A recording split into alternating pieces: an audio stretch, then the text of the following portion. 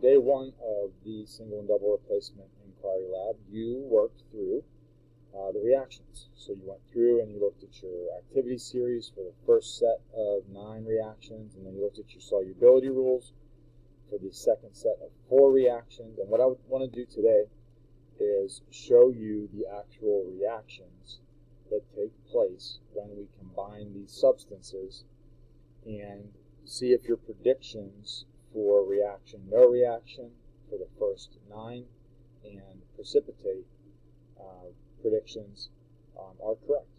So let's get into that. I'm going to switch over to my camera,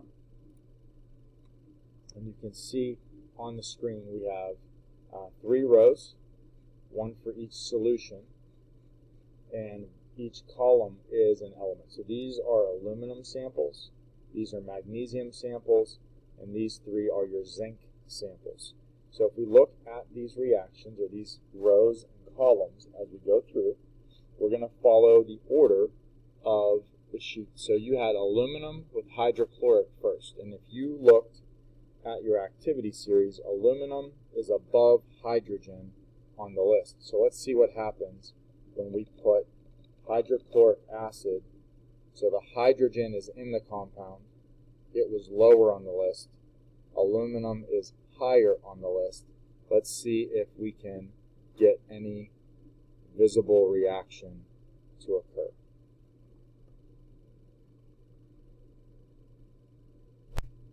As you can see, after we let it sit for about 30 seconds, I click the video back on, and you can see bubbles starting to form on the aluminum wire and come off to the surface and pop. So you can see those little bubbles coming off the bottom. So we have a sign of a chemical change. We have our gas being produced. So if you predicted that you have a chemical reaction when aluminum reacts with hydrochloric acid, because aluminum is above hydrogen on the list, then you were correct. You had a correct prediction for aluminum plus hydrochloric acid gives a reaction. So you should have had hydrogen gas as your product, or one of the products. Now let's look at the aluminum and the copper to sulfate. So we're going to put this in here, and then I'm going to pause, and we're going to come back once the reaction starts, just to save you folks some time. Alright, so our reaction has started. I had to catalyze it by putting a little bit of acid in. There's a coating on the aluminum, so the bubbles should not be part of the reaction you came up with. But what I do want you to see is if we take a look at the actual piece of aluminum, you can see that it looks a heck of a lot darker right now than it did when we started the reaction.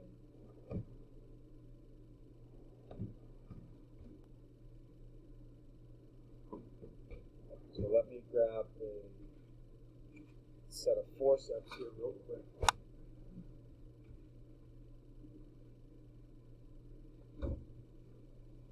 I'm going to pull this out, and I want you to see 2 things. One, look at the color of the liquid. It's starting to change. But then look at the piece of aluminum.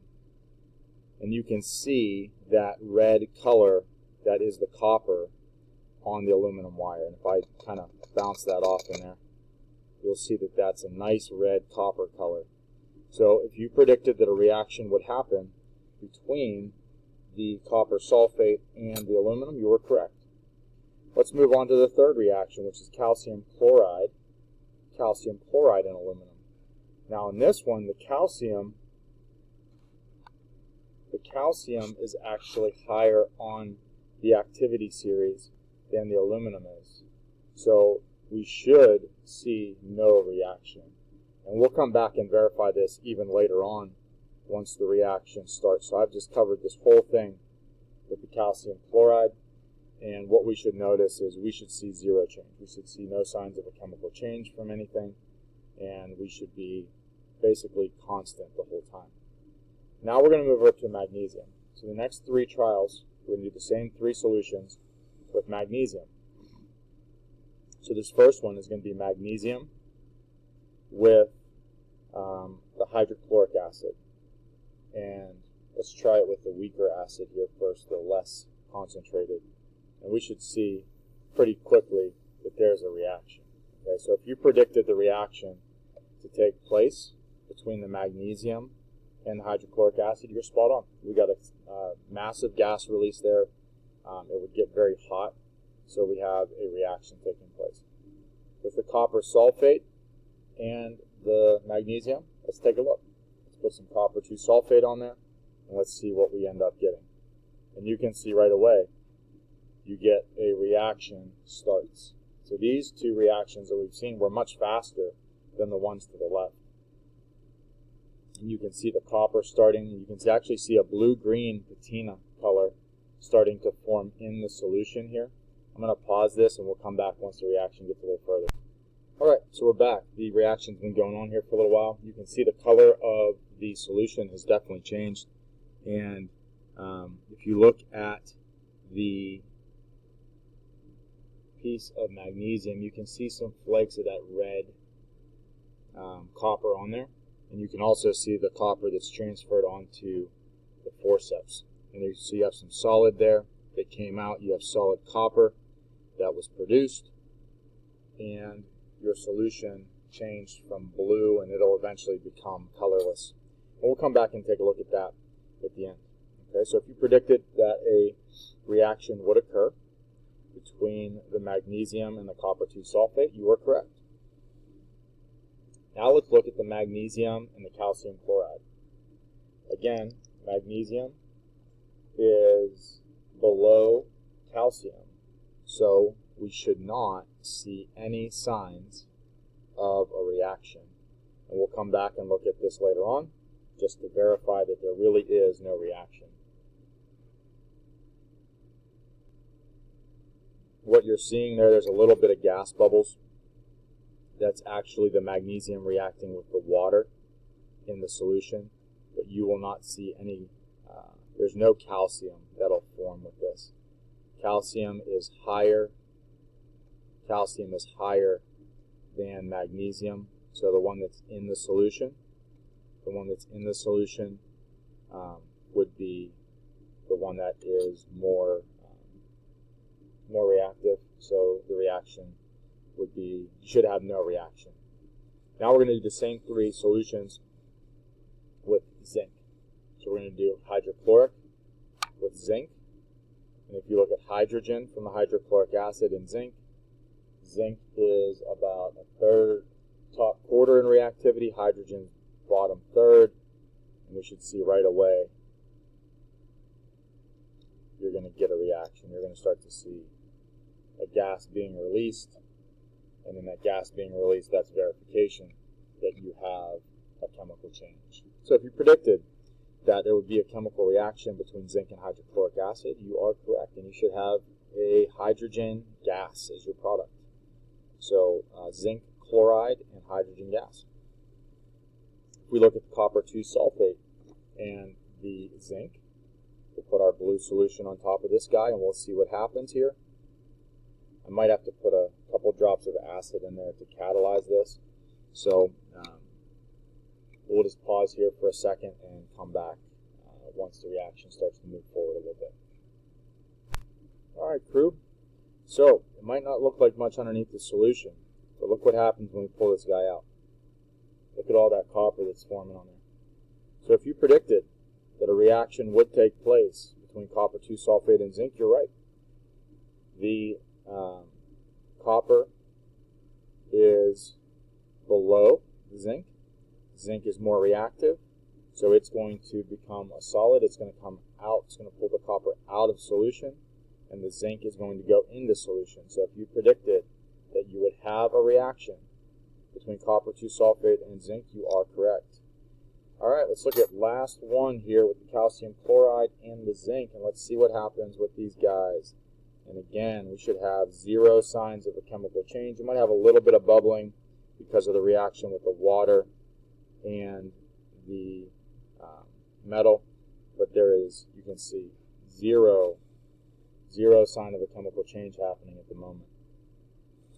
So if we zoom out here for a second, we zoom out here and we look at our samples. Hold on. focused. All right. We should have seen that among our 9 reactions, hydrochloric reacted with everything, copper 2 sulfate reacted with everything, calcium chloride did not react with any. And that's because the calcium is higher on the activity series than all 3 of these metals. Calcium is more reactive, it's in the compound, therefore you're going to have no reaction. All right, off to part 2.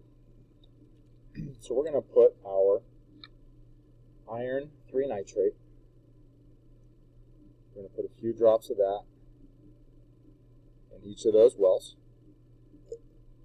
Okay, and then we're going to put some lead 2 nitrate in the other 2. And then we'll add our potassium solutions. And in this one, we're looking for precipitation.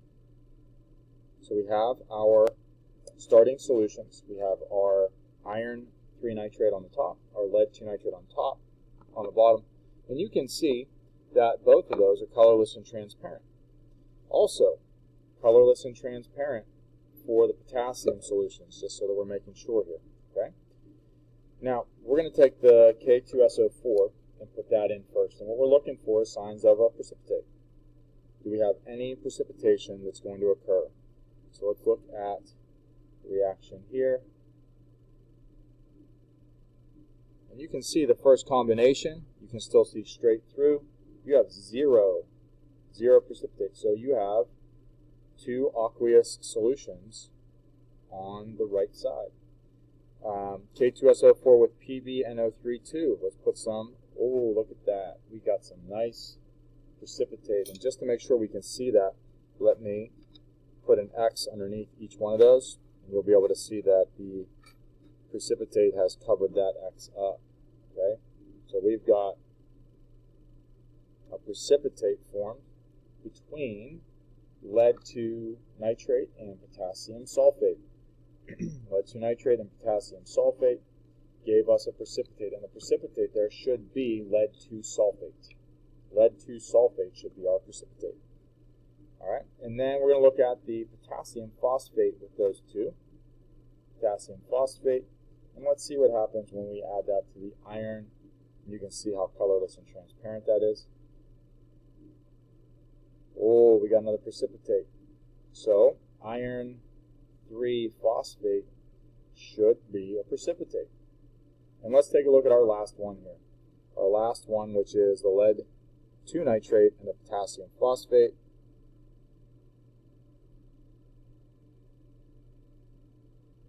And it's very subtle, but you can see the flecks of the solid covering up. You can see the flecks of the solid. There we go. Look at that. Look at that precipitate forming there. All right, so we have an insoluble solid, which would be the lead 2 phosphate. Lead 2 phosphate is going to be a precipitate. So what I'd like you to do now is, with this in mind, the observations that we just did in mind, 3 of your 4 reactions for part 2 produced a precipitate. I'd like you to go back and answer the questions for part 1 and part 2, and make sure that you submit that by the end of the day.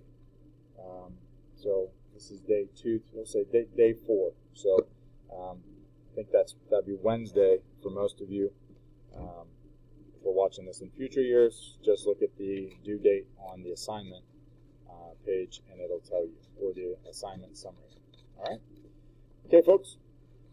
Hopefully you enjoyed the time lapse. I will see you all in class.